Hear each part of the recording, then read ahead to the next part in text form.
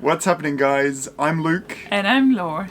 At the beginning of last year, we made a pretty radical change, sold everything we had, and moved onto a boat here in the Mediterranean. Since then, we've been slowly getting our sea legs and learning to sail and making our way across the Med. And for winter, we've based ourselves here in sunny Sicily. That's right, so winter means boat maintenance for any liveaboard. So over the next couple of weeks, what we're going to do is show you guys some of the boat maintenance that we're doing over the winter, starting with the all-important engine maintenance. Today we'll take you on a journey through time and space to the world of the raw water pump maintenance. We're also going to unlock some of the secrets of our hometown for the winter here in the ancient city of Ragusa. Come along and enjoy the ride.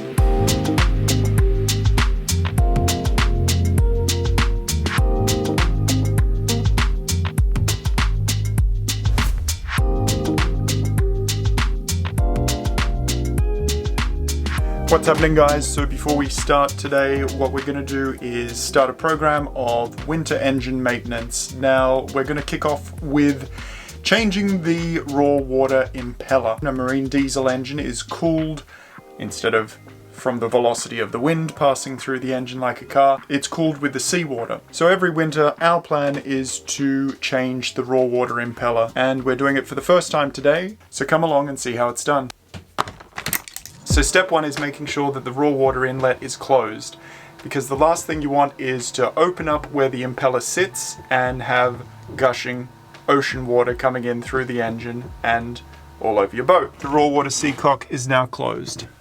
The next step might seem a bit strange, but if you're not a professional mechanic, then it might be worth keeping in mind just in case something goes wrong. Just take a very small note reminding yourself that the raw water seacock is now closed, because the last thing you want to do is switch on the engine while it's closed and not be able to cool the engine and have some sort of catastrophic failure. So,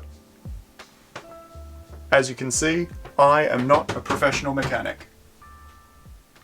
So you're going to want to make sure you've got on hand either a small bucket or a bunch of tissues, because even though the raw water seacock is now closed, there's still a bit of seawater in the pipes, and you will get a bit of drainage coming through once you loosen up the screws here to take off the cover. 5 minutes later. Okay. Now you need to remove the paper gasket. What could be considered a little bit unusual here is you've got one leg pointing in this direction and the other in the opposite. What happens though when the engine starts or stops, it gives it a little bit of a kick, and I would say that in this case it's given a kick in the opposite direction and one of the legs have simply flipped back in the opposite direction. In reality, when this thing's spinning enough, they're all going to be pointing in the right direction anyway. So this next step is completely a first for me, so I've got no idea if this is going to work right the first time around. But I've got some tools that I've borrowed from a neighbor, and I've got my trusty Leatherman sidekick just in case. There we go. Show me the old.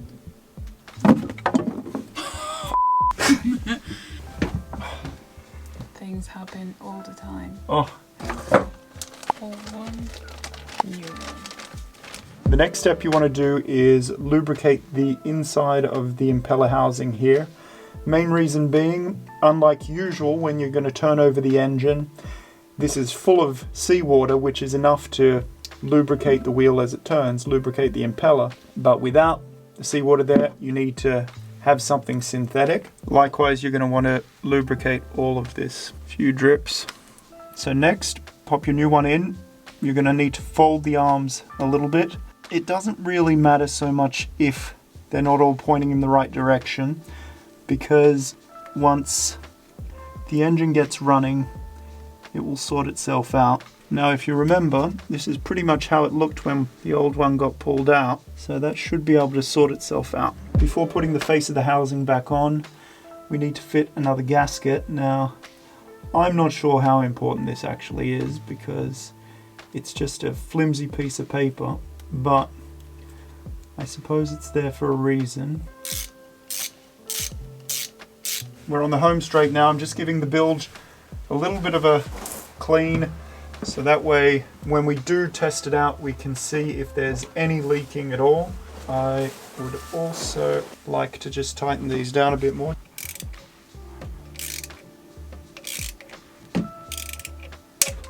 Ah, Oh.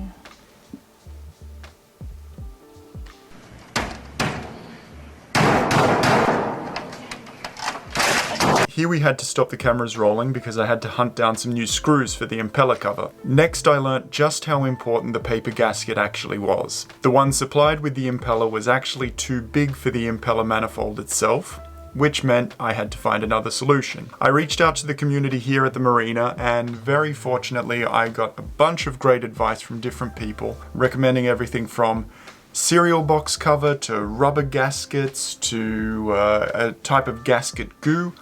All of these things have merit in their own right, but I thought, well, this purpose-made gasket glue, I'm going to give it a shot. So I went over to one of our neighbors and borrowed some of his and gave it a whirl.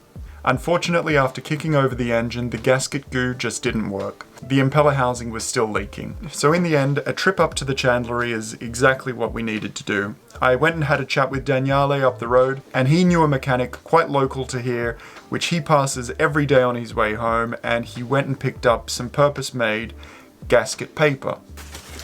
It ain't pretty, but this is gasket paper. So very simply, all you do is cut out a square that's going to fit roughly or a little bit bigger than the size of your gasket. So for me, I think it was 80mm by 80mm, and placed it over the face of the gasket, traced around the face just to get the right shape, and then cut it to size, and then we were in business. Placed that on, re-lubricated the inside of the manifold and also the impeller itself, and opened the seacock, ran the engine again, and then we were in business. No leaks, the water was coming out of the raw water exhaust, everything was perfect. So there you have it, my 9,722 tips for replacing the raw water impeller. Piacere di conoscerti. This is a new word we just learned, and it means nice to meet you. So if you're new on this channel, nice to meet you guys. Today we are going to Ragusa. So we're going to go down into the valleys just besides the town of Ragusa and visit some of the hidden secrets of this place. We're really lucky because our friend Francesca, her father actually works for the local government in Ragusa, and he's giving us access to some secrets beneath the town of Ragusa itself. So a very ancient town, very eager to see what we can find down there.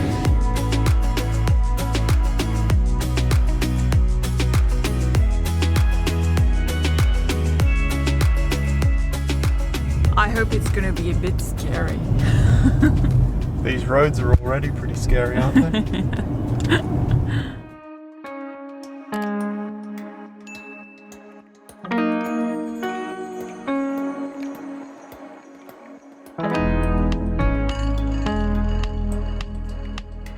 This road that we're walking down is private, but it does lead to this quarry which is owned by the municipality. The municipality are in the process of buying this road so that they can have public access. But we were just told that last year, for the first time, the quarry was open to the public, and it was open to do a play of Dante's Inferno for the first time. We'd heard a lot about the quarries underneath Ragusa Old Town. Following the massive earthquake in 1693, these quarries were mined to extract the limestone that was used to rebuild Ragusa Old Town, also known as Ragusa Ibla, and also to build the new town of Ragusa Superiore from scratch. Although the mines have been abandoned for over a century now, with the exception of being used as a bunker during the war, the municipality are putting the gears in motion to turn this into a tourist attraction. They were, excavating this by hand. They didn't use any explosive. So you can see these are like hoops. Wow. Yeah. And they have to pull out the pieces in one Come and have a look. limestone. Crystals from Calcio. Calcium? Calcium. Oh, I just saw that. Did you? If it wasn't, then it's No, it's a moth.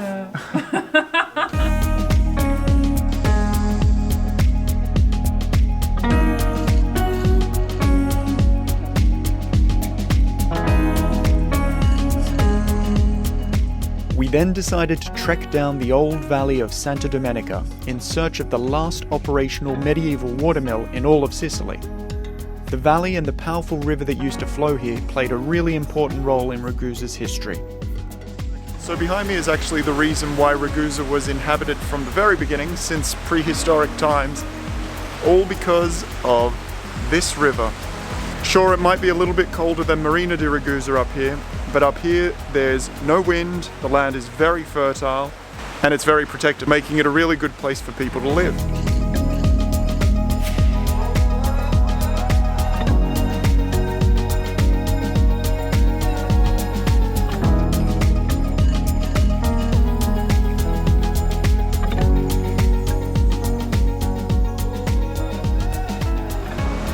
So in behind here are the graves. In fact, this would have been a burial for a family, because you can see there are several different entrances into the graves themselves, the tombs, and they would have had big stone doors on the front of each of them. Do you think it'll take my weight? Yeah, risky. I'm less like Tarzan and more like a monkey.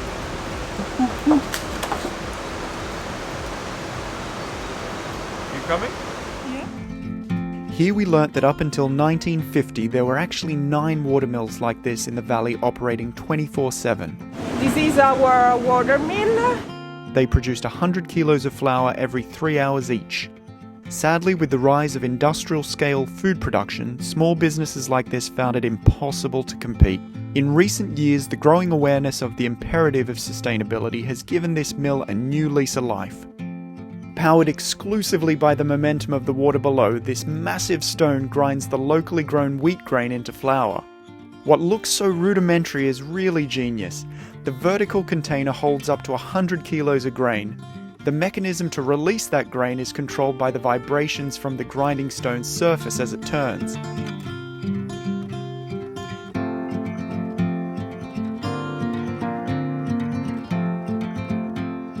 With this flour you can do everything from bread, pizza... Yes, fresh pasta. Fresh pasta.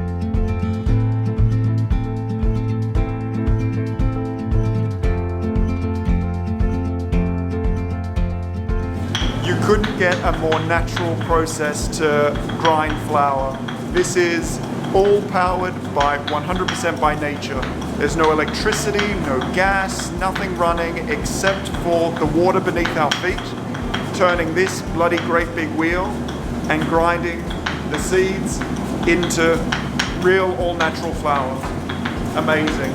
We bought obviously some flour because we're gonna make cookies. We also got some pasta. Obviously, we are in Italy and I think it's gonna be delicious. So obviously on board Talia we're very, very conscious of doing as much as possible in the most sustainable way possible, and we want to really encourage you guys to try and do that as well. So if you're interested to know more about this flour and the way they produce it here at the Il Molino, then check out the link down below and eat some pizza.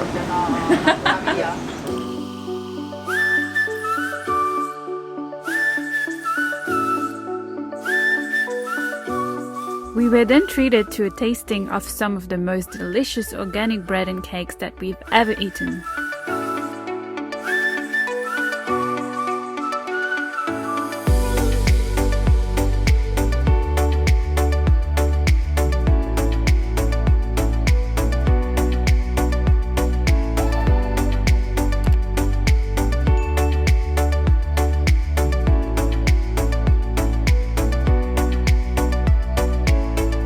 As we got closer to the heights of Ragusa Old Town, we were all getting a bit hungry, so we decided to treat ourselves to a delicious lunch at a Sicilian French fusion restaurant called Monsú.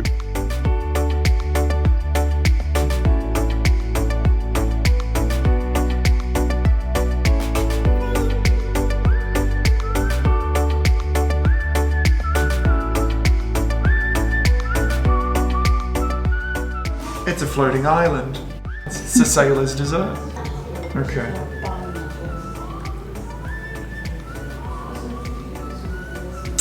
Very healthy.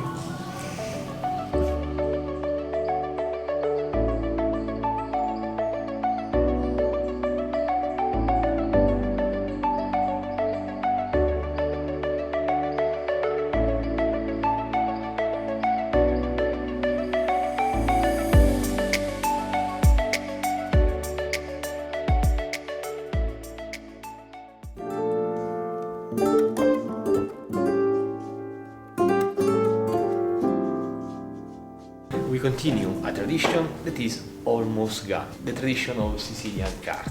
In the past it was a means of transport for everyone. Not everyone had a decorated cart. Often the cart is only impregnated with a varnish for protect wood and iron by elements. And often the color identified the job of the owner.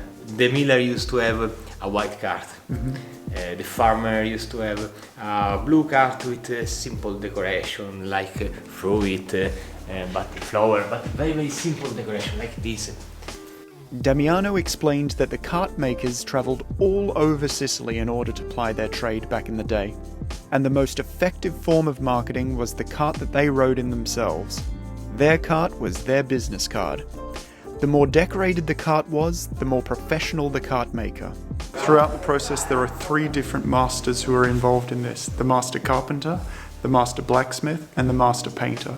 Every single one of them, the detail is just so intricate. For example, now my friends show you how we make the spoke of the wheel. First step, a big X like this.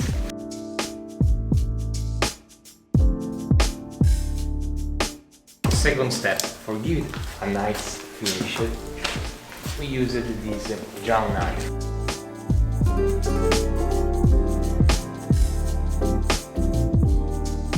The second craftsman was the master, the blacksmith. Yes. He took care of all iron part. The most important iron part is under the cart. Is this piece, the undercarriage. If the iron was well done, the vibration of the cart rolling would make a beautiful sound. Every single cart had his own sound. Like today, every good car had an engine sound. The last master was the master painter. He used mineral pigments like this. The master painter is not only a painter, but he is also a storyteller. But in those days, the hero was not a Spider-Man or Superman. The hero was the medieval knight. Because in Sicily we have theater of puppets.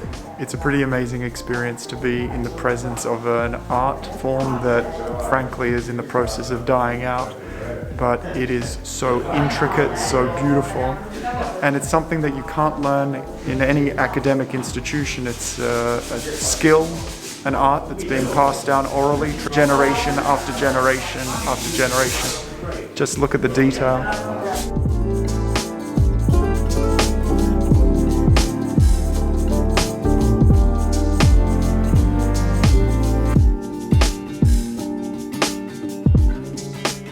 Once again, we were blown away by the hidden secrets of Ragusa.